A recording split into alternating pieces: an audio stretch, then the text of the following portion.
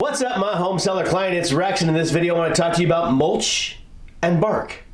It's like throwing money around your yard. If you have no idea what I'm talking about, which maybe you have an idea, stick around.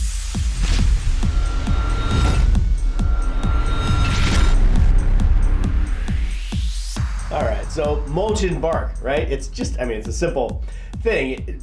Yards look better when they don't have big dirt patches and this kind of stuff. So it's one of those things, like a pretty inexpensive item to go out to Home Depot or Lowe's or whatever, or your local whatever store, and go get some of that stuff and get 9 bags more than you think you need. And you spread it around really thick in any area where there's, bare stuff going on, or you got a planter box, there's plants in there.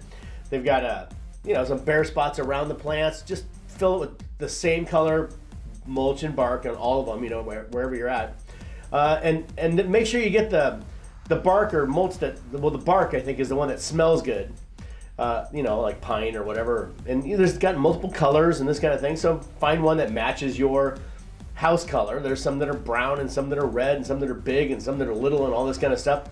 And then some of the mulch you got to watch out because it can stink, just make sure you get the right one. So sniff around a little bit, find the right stuff.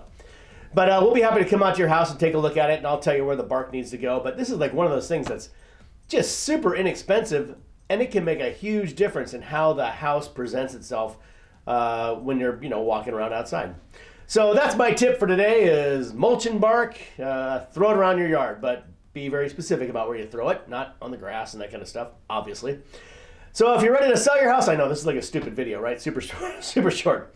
So if you're ready to sell your house or you want to give us a call and have some questions or whatever, just give me a jingle. We'll see you at your house.